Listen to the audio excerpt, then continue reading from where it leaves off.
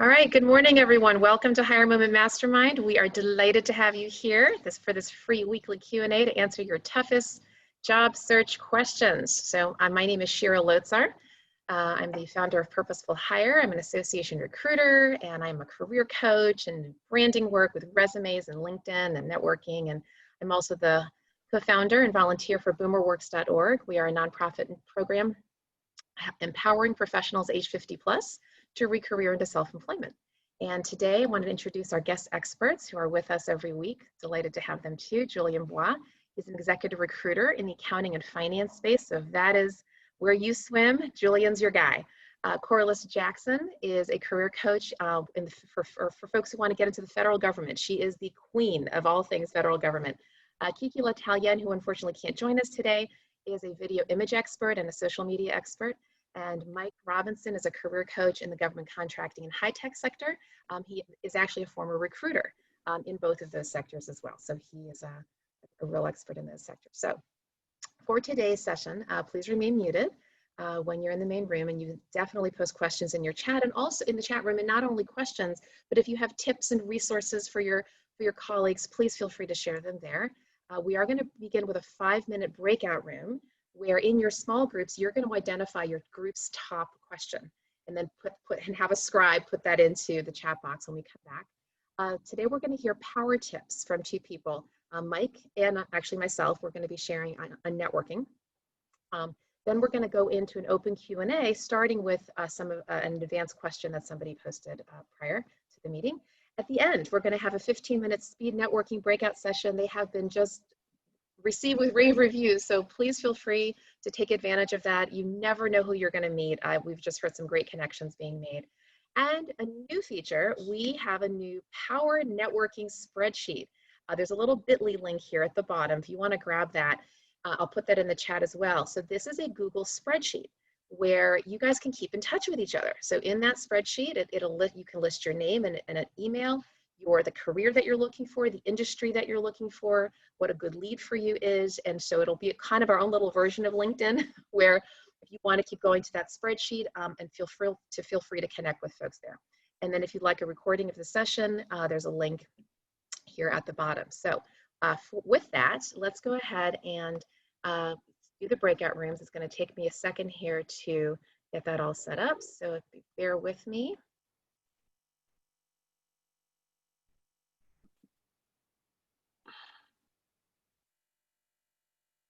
Okay, so go ahead, you'll see a blue join button. Go ahead and click on that and you will enter your room for 5 minutes to find your top question.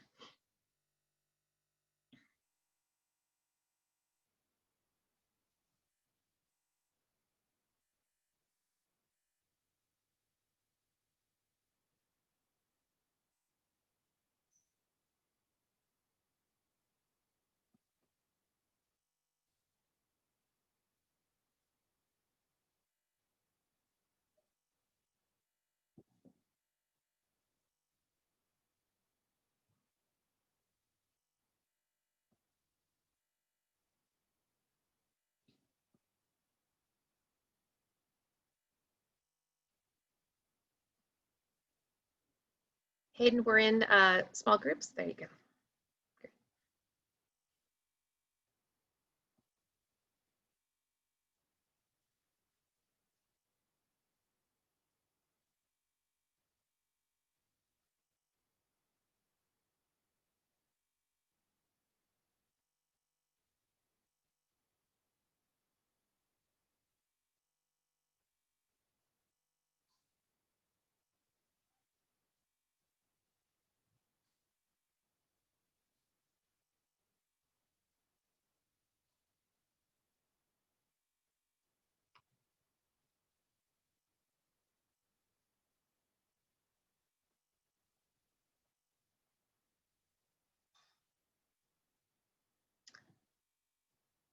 Terry, everyone is in small groups for a few minutes. If you'd like to join, you should see a blue join button.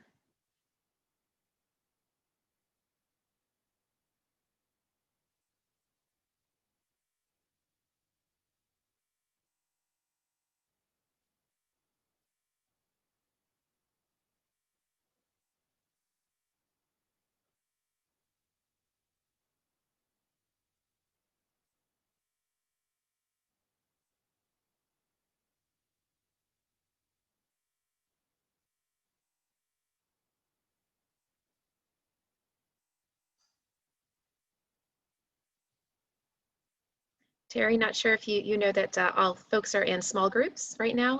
So you should see a blue join button. If you'd like to join, you're certainly welcome to.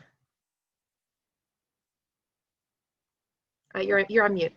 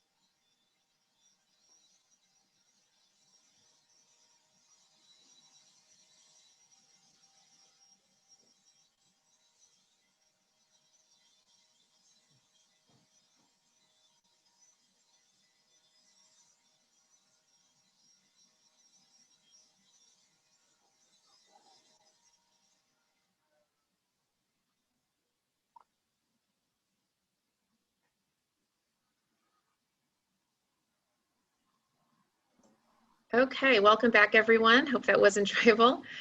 So first of all, I want to let you know that I am putting into the to the chat box the Power Networking spreadsheet. Okay, it's a bit.ly. It's a really long thread here. And so as we get going, before you're welcome to put your questions in the chat box, but we are going to go ahead and do some power tips. All right. So Mike Robinson is going to share with us a little bit about networking best practices. I'm then going to follow up with that theme and talk about this concept that I call a tribe and a lane. So Mike, if you want to come up voice, would love to hear your tips on networking. Okay, great. Okay, so my power tip for today is related to networking. So you may have heard a statistic that about 70 to 85% of jobs are found through networking. And I know that may sound really high, but from my perspective as someone who has spent several years in talent acquisition, I think that statistic is really quite accurate. So I'm gonna sort of attempt to dissect that number so that everyone can see sort of from someone in talent acquisition's perspective, how does it look when people are hired through networking? So in that 85%, I would say there's there's those people who learn about a job opportunity from someone they know, who may just send them a quick email saying, hey, I saw this opening, this may be a fit for you, or hey, this company is hiring, you should check them out. So there's those people who end up getting hired. And then there's the people who know someone on the inside who may not be closely connected to the role, but they can forward your resume to someone who's closely connected to the role, which is essentially endorsing you. And so that's another way that people through networking end up getting the job. And then finally, there's those people who know someone on the inside who is closely connected to the role.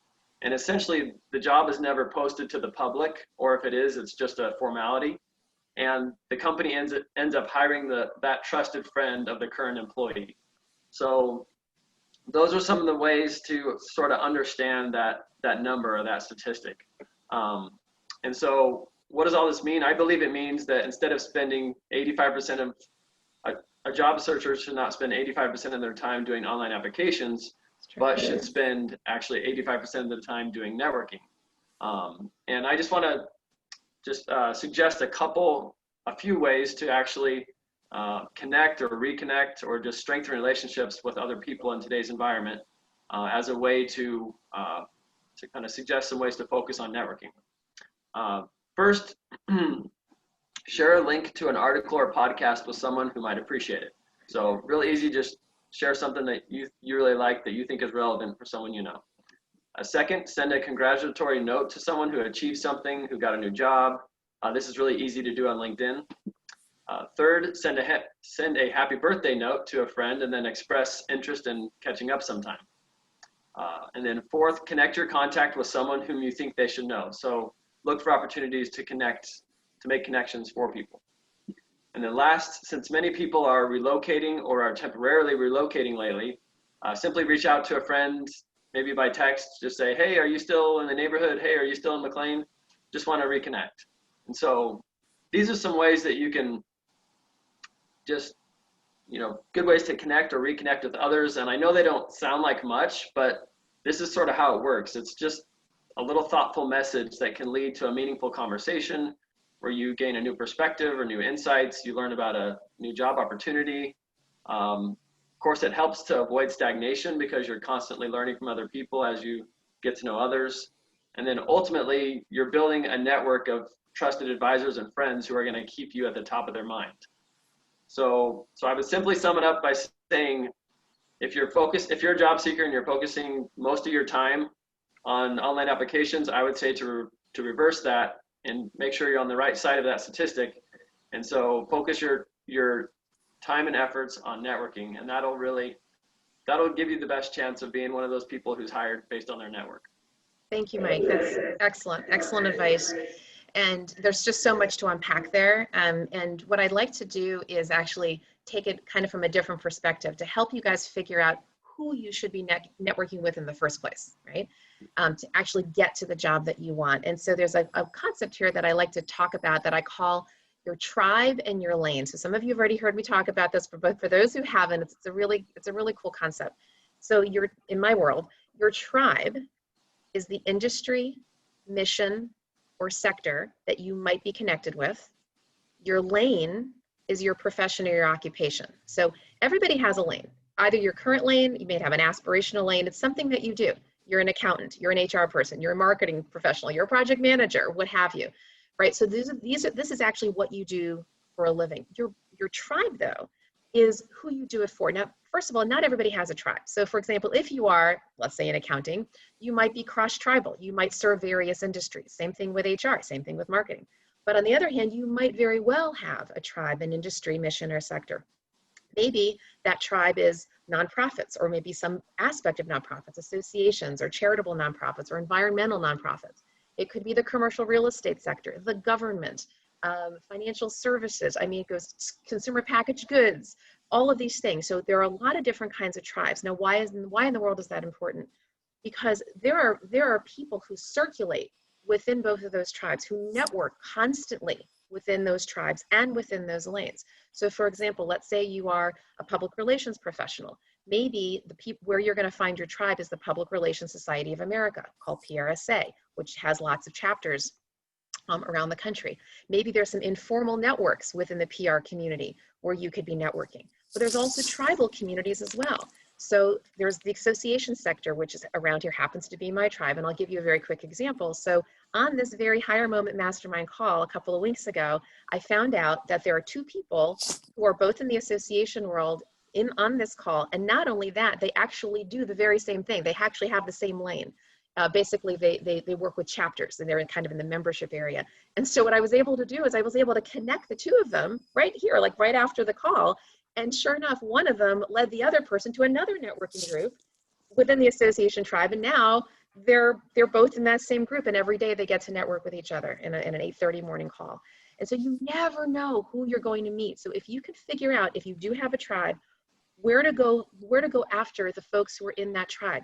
Talk to your colleagues. They might be in networking groups. Get on LinkedIn in the search bar. You can type in the name of that tribe: commercial real estate, associations, financial services. Find the people who are there. Try to figure out who your first level contacts are first, and then they often can lead you to other people in the tribe. And again, other ways that you can network. So I just wanted to kind of round that out for you, because it's really, really helpful when you can connect with the people who know what you do and know the problems that you can help solve. Those are the folks who often can lead you to your next job. So hopefully that was helpful. All right, so we did have an advanced question, which I answered offline to the individual who wrote it, but I thought it was a really interesting question that I thought the whole group could benefit for. So the question is, which challenge is bigger, getting the interview or doing well in the interview? Really interesting. Now, of course, you might say, well, they're both challenging. I'm going to jump into this one first, and Mike and Julien, if you want to jump in too. I think this is actually a good time to talk about both, right? So getting the interview, of course, is very much along the lines of what we just talked about. It is about networking, right? And it is about getting noticed. And recruiters, and Mike and Julien and myself, actually, because we're all recruiters, can speak to this, how much noise there is in the candidate market, right? Especially now. For every job that's posted, and even not posted, there are tons and tons of candidates. And so getting the attention of that recruiter is paramount. And it is difficult, because most recruiters are looking for what we call the purple squirrel, or the unicorn, right? The candidate that has 12 out of 10 skills. And no, I did not just misspeak. Okay, so they're looking for really, really niche people. So getting the interview, yes, it's all about networking. Doing well in the interview, I think we talked about this last time, or maybe the time before. There are so many tips that we could go into, but one of the major ones for doing well is to really own the role. And how do you own the role? You research that role. You dive right into it. You learn everything you can about the industry, the company, the job itself. Get on LinkedIn, find out who else is in that department if you can figure that out. Kind of try to own it from different sides to figure out how can you be a strategic thought partner to that employer, even as you're in the application, when you're writing your cover letter, when you're doing your interview. Anything you can do to share best practices, to show that you're really engaged in solving the business challenges of that employer, is going to really help boost your opportunities there. So with that, Mike or Julien, do you want to talk about either one of these or both of these aspects to the question?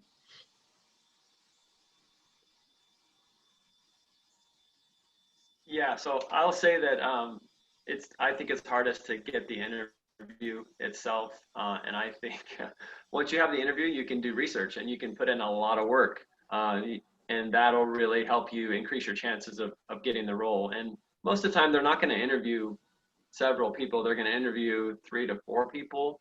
So getting the interview, I think, is the toughest part. Julien, any advice you have? I in full agreement with Mike. Got it. Okay, good. All right, so let's go ahead and shift over to the chat box. Corliss, are you back with us? I guess not yet. Okay, so Mike, do you want to handle the chat for us? Okay.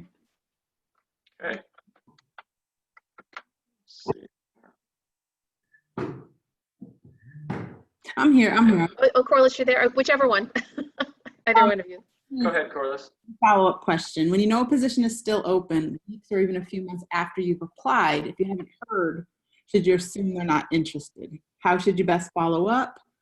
Particularly if the organization is one of the smaller ones and there's not really a hiring manager. related, how aggressive should you be on follow-up and how frequent?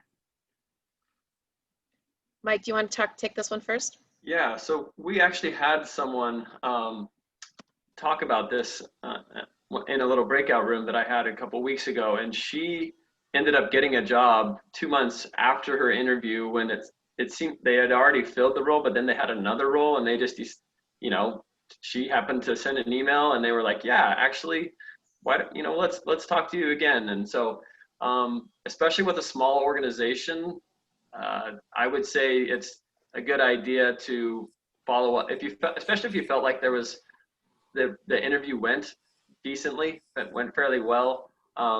Follow up again if you haven't heard anything after a couple months, and just reiterate your interest and express, you know, you want to know about any other opportunities or if there's anything else. So.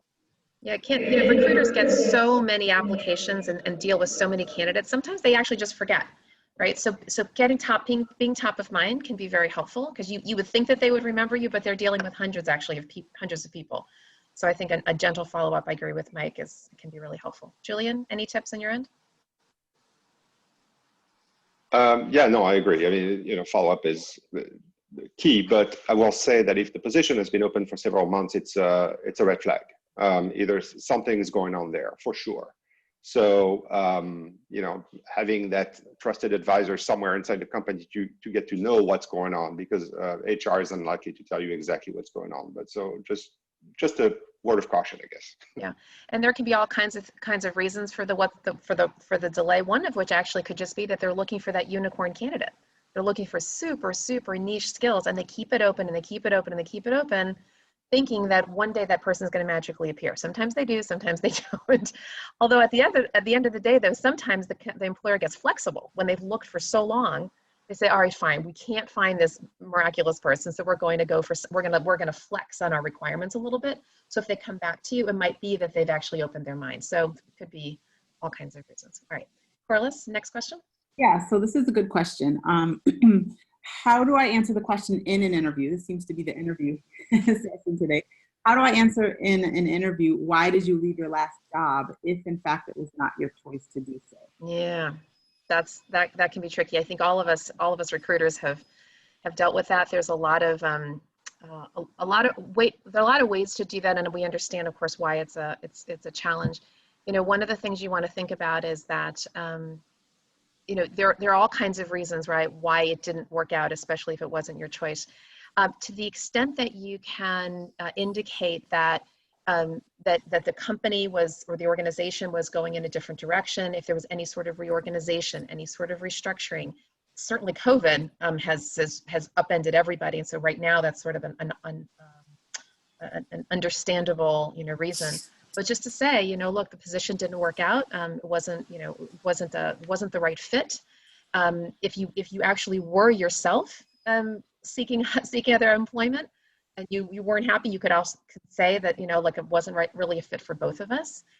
It's never the easiest way to, you know, never the easiest question to handle. But the extent to which you can make it sort of like, look, it just didn't work out, and the company was going in a different direction. There was a reorg. COVID wasn't the right fit. Julien and Mike, do you want to chime in here on this one? Yeah. So I would say that as an interviewee, so when you are asked a question and you have to reveal something that may not be super flattering, it's really an opportunity for you to show your honesty and your candor. And sometimes that can come across really well, especially if you just, you know, explain it and say it in a very candid way. That can really communicate, you know, you're a genuine, honest person, and that can, you know, can help you out. So I would say it's okay to share those kind of things in the right way.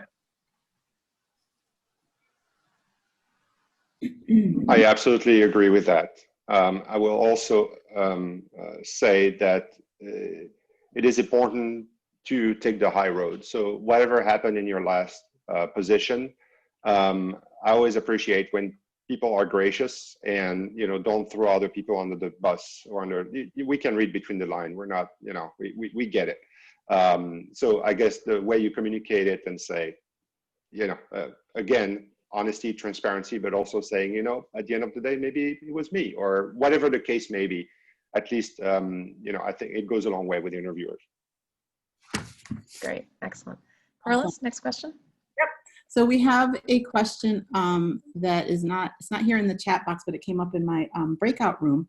On LinkedIn, when you have your historical job progression, the question came up, how far back should you go? And should that match the resume? So I thought maybe Shira, you could touch on that. Yeah, for sure. Yeah, there's a lot of different schools of thought around that, because of course age discrimination is the basis of that question. I normally say 20 years, and the reason I say that is because if you only put 10 years and you're a seasoned person, it can actually make you seem a little too light in terms of your experience. To me, 20 years, 15 to 20 years actually shows a little bit more heft in terms of gravitas. And so, yeah, so both on your LinkedIn and on your resume, yes, they need to match. Now, with your resume, different than LinkedIn, because LinkedIn actually forces you to put years of employment, on your resume, you don't have to do that. So what you can do is you can have the chronological piece of your resume. So it goes back 15, 20 years.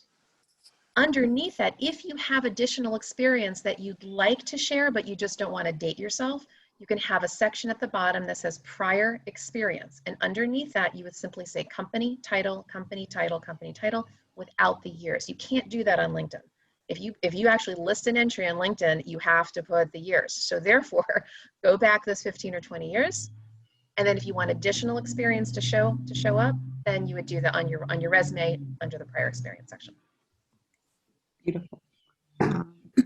So these are more. Oh, Mike, did you have something to say about that? Yeah, I was just going to say I would go as far back as your substantive experience goes. So if there's like a food service job in high school, I would not go that far, right? But if there's something in college that was part-time that was fairly relevant for your career today, then I would include that. Or if it was something substantial enough that it's again, that it's relevant. It wasn't just like a fast food job. Right, and I would agree, but again, I would also make sure not to list the dates, because that's the whole point here.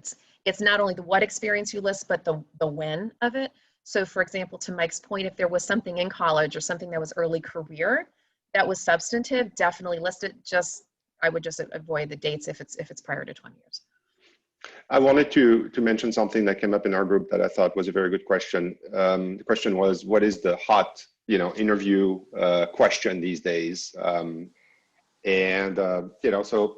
of course, opening up to everyone, but in my opinion, what we've been screening people on lately is creativity and the ability to handle change. Yes. Our clients really want someone who can be very adaptable and bring something to the table because a lot of things are changing, as we all know. So that would be my advice on that. But I wanted to open it up because it is a very interesting question. It is, and that creativity can manifest in a lot of different ways. Both creativity in terms of what you do, but also how you're solving the urgent problems of the industry that you are involved with, right? Because almost every industry is either being disrupted or disrupting somebody else. So how have you actually been a part of transition and transformation? Are you an agile thinker? I don't just mean in the project management terms. I mean just in terms of your flexibility. Are you able to pivot? How have you helped other organizations to go through change well? Can be a really good way to showcase that. And I will add that we also are currently, we've always done that, but we've incorporated that into our case study. So the way we do the final round of interviews, we have a case study that we have candidates go through, and it will tell you that, it's a real case study, like, adapted to that organization. And one of the questions, we have 3 questions usually. One of the questions is around change. And what would you do if you were to go into that role? What would you do to make our organization better? So be prepared to answer that when you do your research. Yeah, Julien, you just brought up an interesting point. I'm going to use a little nomenclature in what you just said. So that kind of question, some people call it what's called a situational question, where a situation is presented and the candidate is asked to speak into the future. What would you do? There's also something called behavioral interview questions, which deal with past experience. So what you want to do is you want to make sure that you are, first of all, prepared to answer it from the past, meaning anytime you've done that in the past, but then also be able to sort of think on your feet, right? If somebody asks you a future-based question, how would you handle? So there's behavioral and there's situational. Okay, Corliss?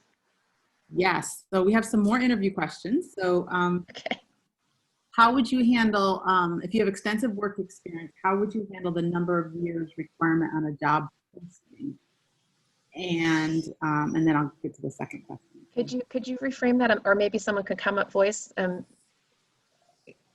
Could you say that again in terms of the years of experience? Yeah. Go ahead. Oh, okay. Mike, go ahead. Okay, yeah. So I worked for a company where they decided, you know, we're going to focus less on these kind of arbitrary, you need to have 5 years experience in this in order to get this role. And they started to focus on, do you have the skills? Do you have the experience? Regardless of how many years, do you have the competency that we're looking for? So more companies are going this direction where they're less focused on number of years and more focused on, do you have the skills that we need? And so if, as the interviewee, if you're trying to, you know, address that, you perceive that they want 10 to 15 years and you know you only have 8 years, you know, you would really just focus on how you have demonstrated these skills in a real environment, and you've gained the same amount of skills that someone may have gained in 10 to 15 years. You've gained those in 8 years. And there's also the flip side of that. Thank you, Mike, for that, because that you're talking about someone who may not have as much, but as much as it's requested. There's a flip, right? Some people might be looking at a job announcement, and it might say, hey, we're looking for, quote, 5+ years, but the person has 25 years, right? There's another side, right? And and Julien and Mike, I'd love to hear your opinion on this too, but in my estimation, when I've looked at job announcements, I sort of can kind of glean the level of experience that they're looking for based upon how many years they say, meaning they say 0 to 1, looking for kind of a recent grad. Then there's the 1 to 3, 3 to 5, 5 to 7, 7 to 10, and then, quote, 10 to 15 years plus. Now, no one's ever going to say they want 25 years, but to me, as you see those brackets, and they always say plus because they're not allowed to discriminate, so they can't say only this. But to me, when I look at those years of experience, it sort of indicates to me the level of the job, okay?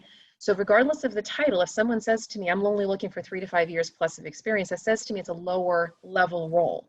They say 10 to 15 years plus, it says to me it's a more senior level role. So depending upon not your years of experience, but the level that you're looking for might actually help guide you in terms of kind of reading between the lines in terms of what level the position might actually be. So if the position is titled manager and they say we're looking for 3 to 5, as opposed to 10 to 15, you could see the title may not mean much, but the level that they're talking about based on the years of experience that they're looking for might indicate to you something about what they're asking you to do. So that's just my opinion. Julien, Mike, do you have any other thoughts on that?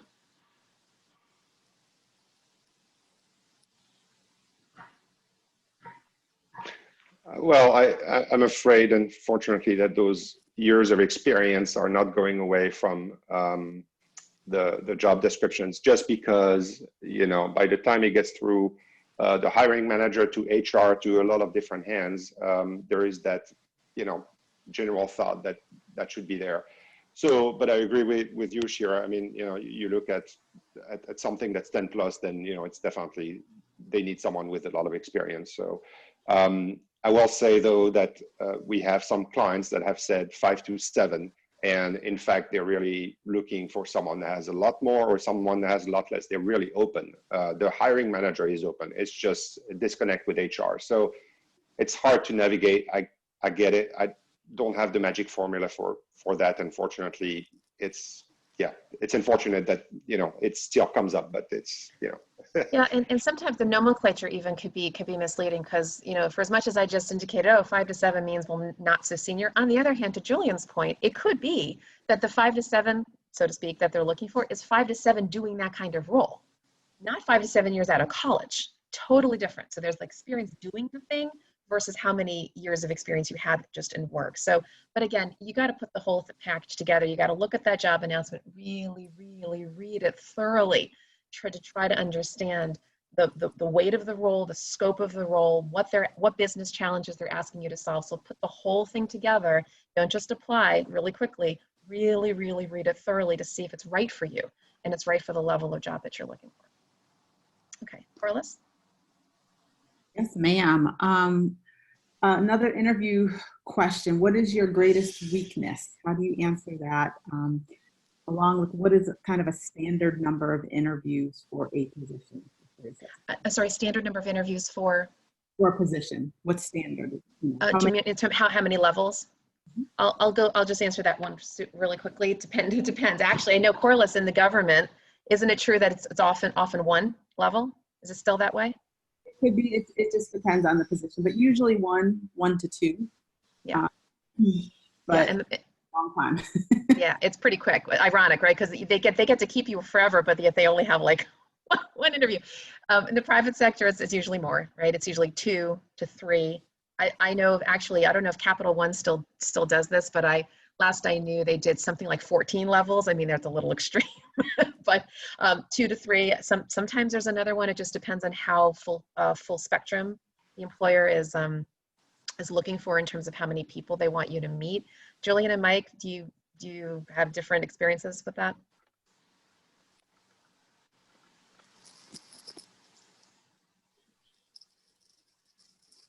Mike? Oh, okay. I was going to address the weakness side of that question. Go ahead, Julien, if you had something. No, please go. So I was just going to say that more and more they are asking about times when you had critical feedback and how did you handle it, as opposed to what is your weakness. What is your weakness is just a question that's kind of been around a long time. Companies that are a little more forward thinking are not asking that question so much.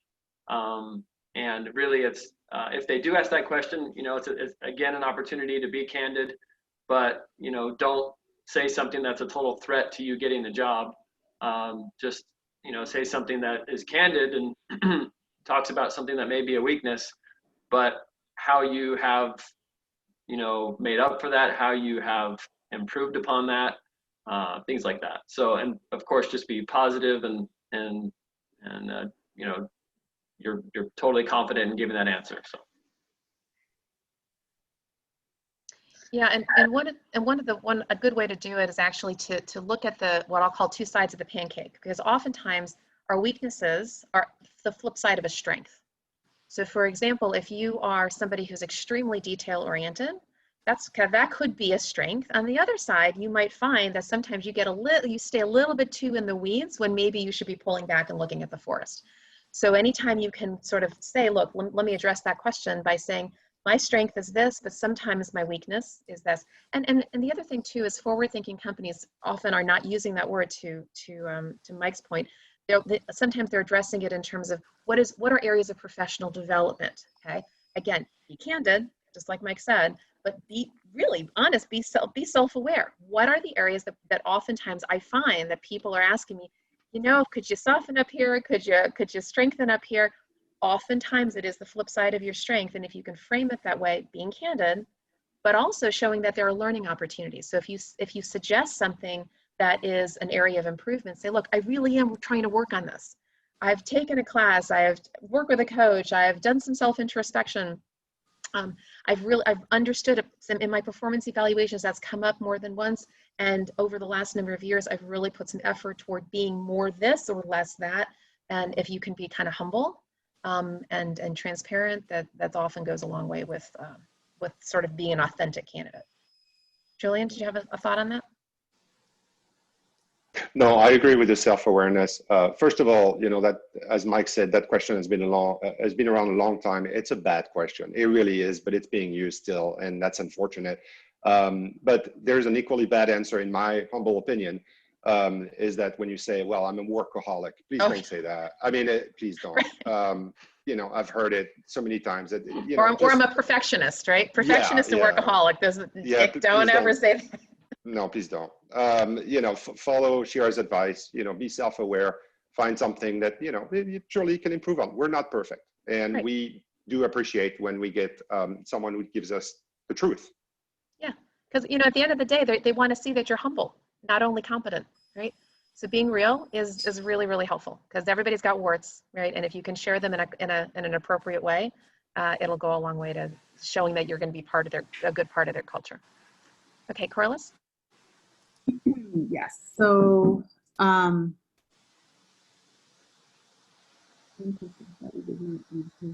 those with over 10 years of work experience, there's not a lot of job announcements that ask for that. Should we consider a lower level position? And I'm sorry, you're coming in a little soft. What was the last? What was the last piece of that?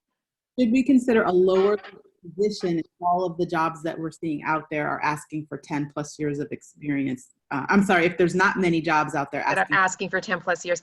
Yeah, I think to Julian's point earlier, those kinds of the years could be a little misleading, right? So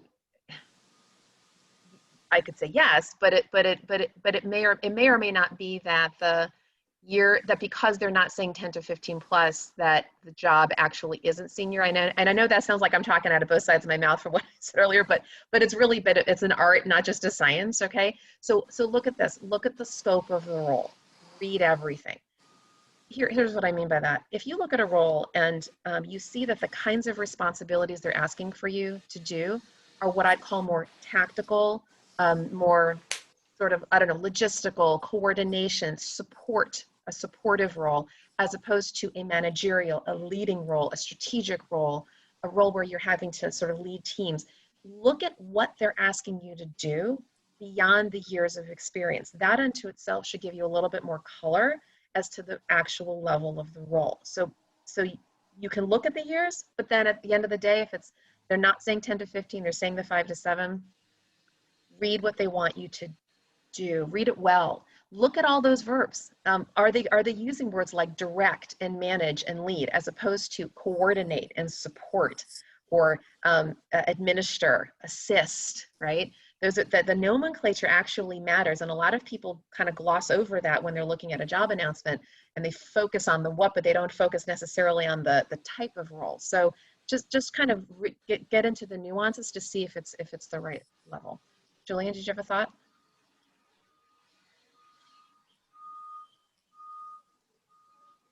No, I mean, I agree with you. It's, as I said, the traditional job descriptions are really outdated. There are some really, really good ones. People actually do think through. If you're, a friend of mine is in England. His name is Mitch Sullivan. He's really good. For example, he's trying to change the way people think about job descriptions, and I think it's great. But unfortunately, we have to deal with what we have to deal with, and sometimes I would take the risk, even though it's not much of a risk. The unfortunate side is that sometimes you have an HR person who is reading the job description and see how well you match, and then they turn, so reaching out directly sometimes to the hiring manager is better. Now, to answer directly your question, should I consider something, lower than the level I had before? That's a personal thing. If you're at a point in your life where you really want to have less responsibilities, then so be it. But personally, I would not be wanting to, because then I would lose interest in my job. So it really, we're all different. We all are in different aspects. Like a CFO of a very, very large trade association just left her role, and not because, she took another bigger CFO role, because she wanted to teach. And you know what? Her income has been divided by 10. But she was at a point in her life where she wanted to do that. So again, it depends where you are. I can't really answer that question for you. It has to be up to you. Yeah, and if you're doing it because you're in transition for a while, I appreciate that. That could be a reasoning too.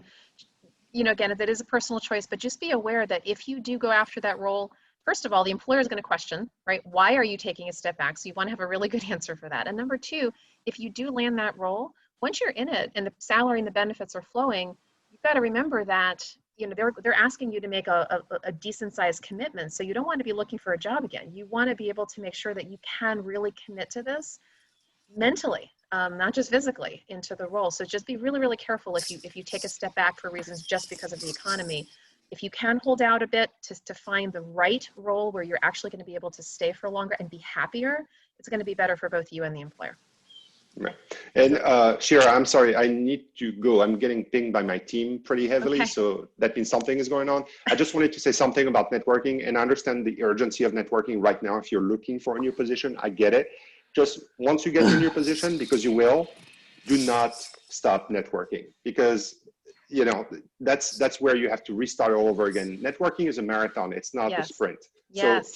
keep your people engaged as you Always. are in your new role, and keep them for years. The people that you trust, that you like, keep them up. That's my advice today. Amen. All Love it. Keep right. it going. Yeah. Have a Keep the great networking weekend, going. everyone. Thanks, Julian. Have a good day. Bye. All right. So Corliss, we are at 10, but is there one more like hot question that you think really needs to be answered before we go into the networking? Talk briefly about the difference between an interview with an HR or recruiter versus the hiring manager. Oh, they're very different.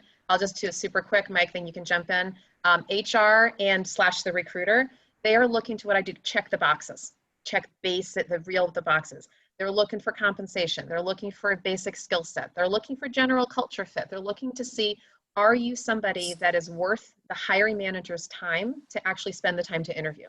Okay, so they're just going to do more box checking. They're often not going to be able to answer the deeper questions around the role. They're often not going to be able to screen more deeply, but they've been given a laundry list by the hiring manager. Can the person do this?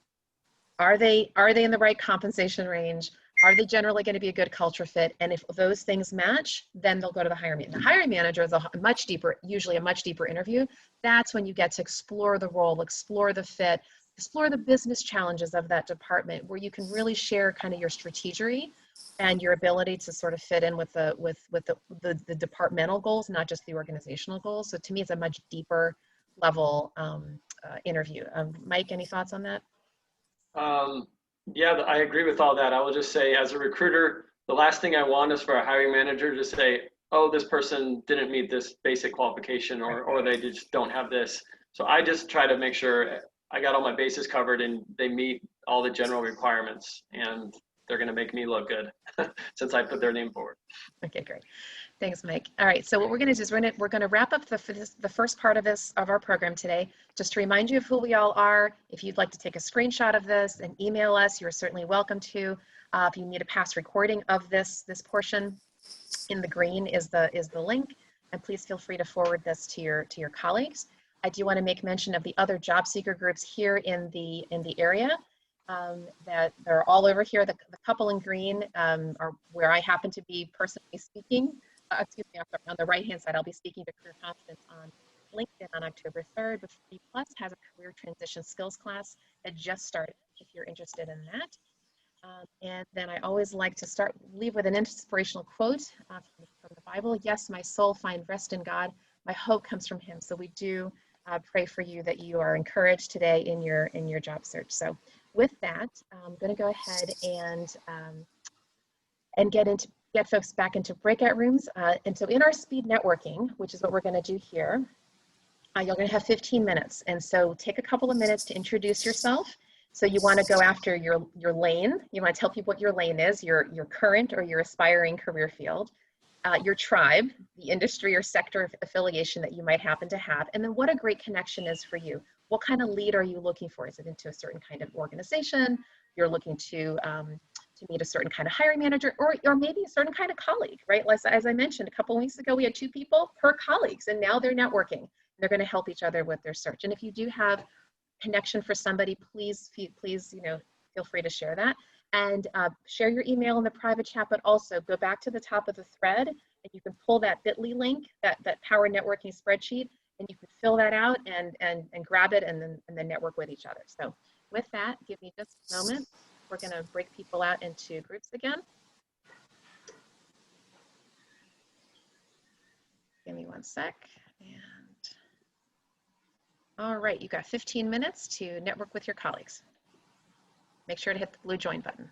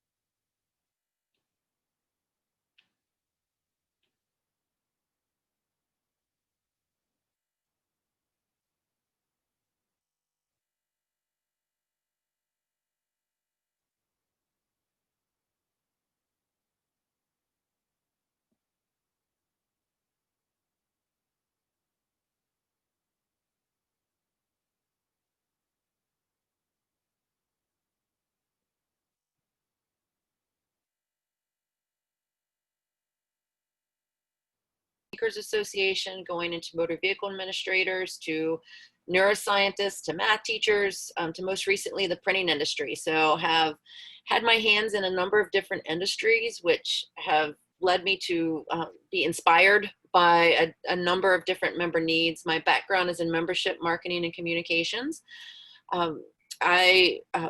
My position was eliminated earlier this year, pre-COVID, because of mergers and acquisitions within the association world, and COVID has certainly added an extra layer into my job search. But moving forward, if the timing is right, which I still am hopeful it is, that I would like to shift to a COO position, because I have been doing a lot more operational things at the executive level in my last 2 roles. However, my roots are in marketing, communications, and membership, and would be happy with the position that is at a senior level that I can contribute to the organization. Open to both professional societies and trade, just really looking for an organization that is ready to change. I've run into a couple organizations who say they're ready to change, but they're really not. So, but I think everyone's kind of forced to right now. So that's where I am. Glad to be here with you guys. You may want to connect with Kimberly Berry, who's also in the group today, and she's also been in the membership space and also a trade association gal. And also there's a networking group that meets now every morning at 8:30. It's called Association Coffee Chat, and there are several people who I'm sure you know, like Lowell Applebaum is on there, and Cecilia Melissa's on Nicole's call. Oh, you're all there. You're Melissa. You're already great. Yeah, it's great. a great. So that's why you're shaking your head. Okay, good. I'm on. Yeah, I think I was on one of the first couple, but yeah. Great. So yeah, so Kimberly's on this call too. So yeah, please, keep doing those connections. So Great. And I'll keep you in mind too. I understand you and I are first level connected. So. I'm Leanne Shep. I'm with the American Bankers Association. I'm kind of in a similar position to Melissa. I'm looking for a COO or ED job. I've been in associations for my whole career, 30 years or so. I'm currently in membership and tech and data intelligence and things like that. Mostly large trade, bankers, home builders, Pharmacists Association for a while.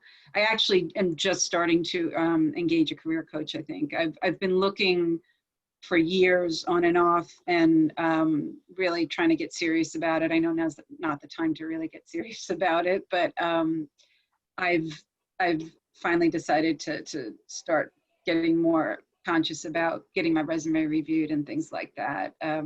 It's tricky. I have to look at the jobs pretty carefully that pop up. There's a number of jobs out there, but when I start looking at things like salary and benefits and things, that a lot of them are a big step down. I'm fine with a little one, and I don't know how to communicate that to employers. When they do ask for a number, it's really hard to give them a number knowing I'm going to get rejected right off the bat because of that.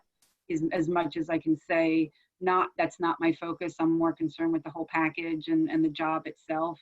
To take a different level job, a COO or a CEO job, I'd be happy to take a small cut, but that's really hard to communicate to a prospective employer. A lot of them just sift through them and look at the number and push it aside.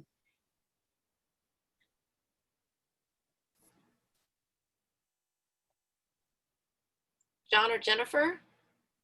I guess I can go next. My name's Jennifer, and I'm an association meeting planner and event strategist. I was laid off due to COVID, and like Melissa, throughout my association career, I have worked in different fields, from construction to neuroscience, podiatry, and early childhood education.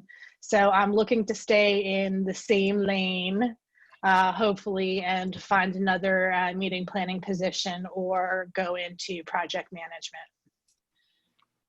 Jennifer, it came up on the 8:30 call this morning that I wrote it down, the culinary. Leanne, do you remember that? Was Nicole brought it up. They're looking for a director and I believe a senior coordinator. So I'm happy to connect you with Nicole to get that information for their meetings. Oh, okay. Department. Yeah, that would be great. Thank you. Yeah, American Culinary Association, a senior events lead and a coordinator. So there were two. Okay. Oh, thanks. Yeah, I missed the call this morning. So do you know Nicole then? Yeah, actually, I guess I could probably reach out to her. I'm sure we're probably connected on LinkedIn and check with her. Okay, yeah, she's the one that brought it up. So Okay.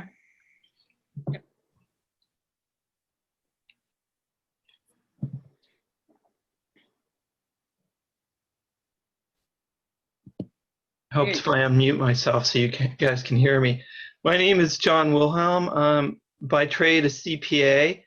I've spent the majority of my career developing tax planning software and software development.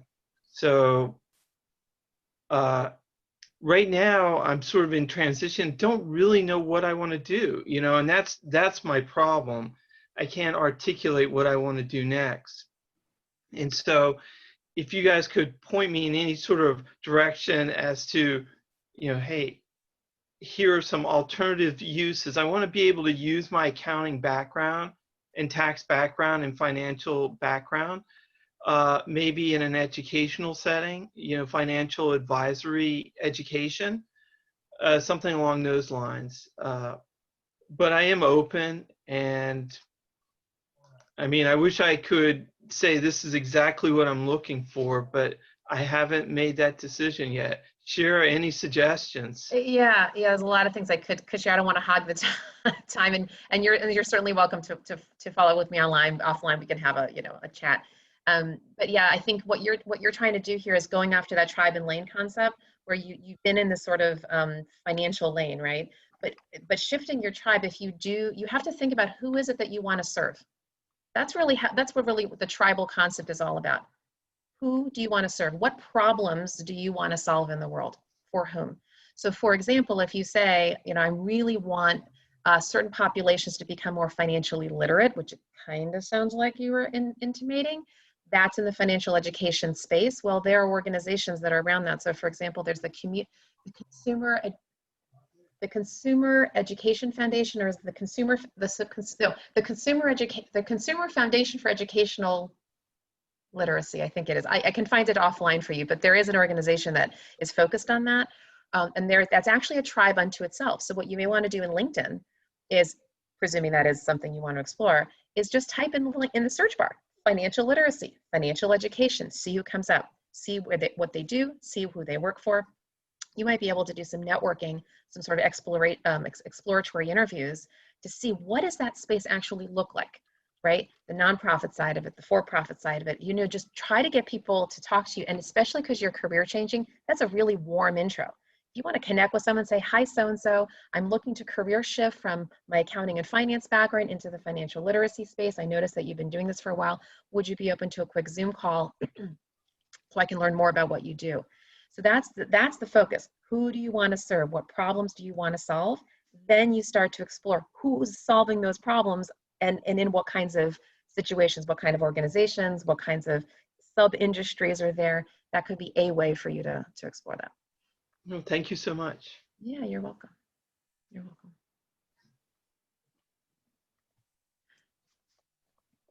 So what's a good lead for folks?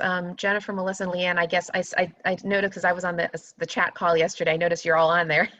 So could you share with each other maybe what a really good lead for you is, whether that's a certain kind of hiring manager, certain kind of organization, certain kind of colleague even that you're looking to meet? Who's a good connection for you? For me, it's maybe an ED of a small, I want to go to a smaller association. I've been in, you know, I'm in 370 staff right now, and it's not where I want to be. I know, to your earlier point, I know what I kind of want. I want a smaller association, maybe professional, maybe trade. I want a COO role that's operational focused, and membership. I've done membership my whole career. The COO jobs vary a lot by what they cover. Some have finance, some don't. Some have membership, some have IT and HR. But it would be either an ED at a small association that's looking to bring on a number two. I'm a believer in, for many professional associations, it's good to have a CEO who's in the industry, for many of them, but a lot of them don't have that COO function. A lot of them don't know how to run a business. So I like the idea of tag teaming with a partner on one person handling the operation and the business side of it, and another person handling the professional side of it and the industry side of it. or for a small association where I am knowledgeable about the subject matter, a small, comfortable one where I like wearing a lot of hats. I like getting my hands dirty if I have to. So a small one where I can just settle in and get to know it inside out. Yeah, it's interesting. The kind of role that you're looking for. It's interesting you use the term small because I know that for anything small compared to 370. Yes, for me, in our 100 tribe, I don't know if you know this, when people think small, oftentimes they think 10 or fewer employees, which is yeah. not going to probably be right for you, only because well, it might be, but a lot No, of times I'd actually be okay. Really? The small one I'm referring to was 100, and I get that that's considered large by most that is people. considerate, But yeah. I would be okay because I think that's one place where I would get the opportunity to have my hands and everything and be able to get to know it. You would. The one caution I would suggest though is if you've been at if you've been in such a large organization, when you get to the 10 or fewer, you are literally in the weeds. I mean, you're, so to speak, stuffing It's hard to envelopes, think right? through. I mean, you're really so think about that. It absolutely, it's the big fish in the small pond. So you have breadth and scope, but you're also way down in the dirt. So if you're cool with that. I did have one job I was looking at. I found out that the hiring team did say that the recruiter told me they specifically said that I might not get an interview because they were afraid I was too big and that I'd come in thinking I had an unlimited budget. Exactly. And I could do whatever I wanted. And I said, they got to give that a chance. They have to take a look, because one of the things I have been able to do over the years is take the bigger ideas and figure out how to implement them on the cheap or on the fly. And that's where I think they could benefit from that. And that's tougher. But yeah, I think small is relative. I get that. And I'm open to any of those. The places I've been are very large and kind of anonymous, and it's hard. It's very siloed. It's anonymous. So I do miss having a smaller, tighter. When I was with an organization at 100, it was 2 floors. And on any given day, I absolutely could walk by the head of GR's office and chat and know exactly what was going on. We both kept in the loop. Now they could come and go and I wouldn't have even met them in some cases. It's tougher. Yeah. No, I get it. I'll just add, I know we're down to about 90 seconds, that Leanne and I have actually talked, we connected offline this week because we do have very similar career paths and where we want to go. And I would say too, that looking to go in and I really do like the operational side, getting my hands in, working with the staff, being a little more hands-on with the staff, and supporting someone who's going to be that outward face for the organization potentially. And at the same time, help me determine if I'm ready to step into that corner office down the road, if I want to take on a small association and be an ED. So. Hey, by the way, not for nothing, Melissa and Leanne, I'm presuming you know Rhea Steele? Yep. Okay, so my understanding is that she's actually part of an association operations group. You may want to reach out to her and see if you can get invited to that. Yeah, I've been in a couple. I don't know if I've been in the one she's in. FAR. I was in FAR, which Finance is Administration Roundtable. Finance and Administration. I was in that for a while. It's tough to get people, because a lot of them are in your type of role, and a lot of COOs grow into them, like we were talking about earlier. A lot of people grow into that role. A lot of people I've spoken to, they're doing other stuff and eventually get that title. So it's hard to not grow into it. Jennifer? I'd say in terms of a good lead for me would probably be like a meeting director. Okay. So you'd want to work for a meeting director, or you want to be the meeting director? Meaning you see that person as a colleague or as a boss?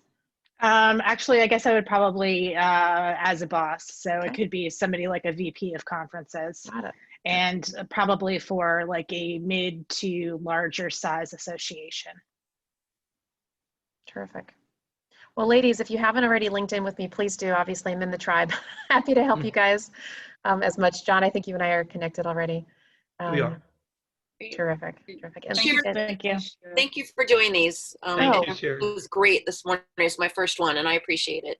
It's our pleasure, truly, to help you guys. We hope to see you next week. All right, so we're gonna bounce back into the main room. Just do a super quick little wrap up, and look forward to seeing you guys soon. Great, thanks, Shira. Thank you.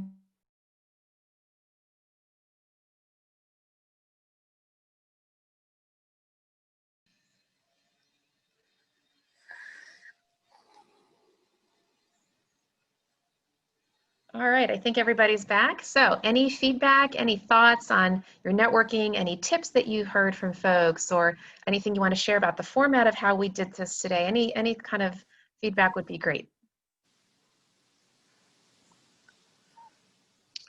Well, I will interject. I met two lovely people, Catherine Ruiz and Dan Schwartz, in my group. And Dan was a dog lover. He had a t-shirt, purple t-shirt that supported some animal group, sorry. And Catherine is in accounting. She's CPA. And we're going to be connecting. She lives not far from where I live, so we may actually meet and have real coffee with our masks and social distancing.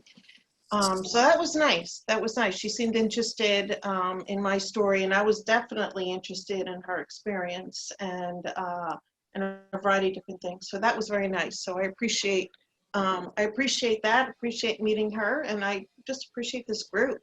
Good. You guys are very uplifting at this very interesting time of my life. Yeah. And I have to agree with Yes. Karen.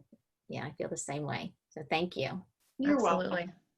Hey, by the way, I just reposted the Power Networking spreadsheet into the chat box in case you guys want to keep in touch with each other. Again, it's a Google spreadsheet. Fill in your information and you can keep in touch that way. And of course, please link in with each other. That's a really great way to stay in touch too. Okay. Any other thoughts, things you learned, any suggestions for our little Higher Moment Mastermind formatting? We're always looking to evolve and grow. Any other ideas or thoughts? So is there a way to elicit before the meetings the respective background? I know that there's a power in having how do you call it, loose ties, but I also think that there's value to, if you have a lot of people from the association background that are here, to have them so that we share the inside information that could leverage. Yeah, I wish we could, Jean. So is it Jean or John? Jean. French. I figured it might be French. Yeah, so because everyone has to sign up through Meetup, the best thing I can tell you is that if you look at the Meetup list, you will see the members, not just the members of a larger group, but you'll see specifically who registered for that meeting. Because you're a Meetup and they're a Meetup, you'll actually see their profiles. Now, whatever each person put in their profile is up to them. So if you click on somebody's profile, they might say what they do, or they might not. I mean, and you can send them a quick note. If you want to get to know them a little better, that's fine. That's the only thing I can think of, because Meetup doesn't actually give me email addresses. I just have to wait for people to show up and fill out a form like the one that I just shared. So that's the best I can share, unless you have another creative idea. But I think I'm kind of limited by the Meetup. But feel free to go and look at each of the members that joined that session. Okay. Anything else, guys? All right. If not, wish you a blessed day, everyone. Look forward to seeing you next week. Please feel free to share the word with your colleagues about what we're doing here, and hope everyone has a wonderful day. Thanks. Yeah, thank you so much. All right. Take care. Bye. Thank you. Have a good day. Not to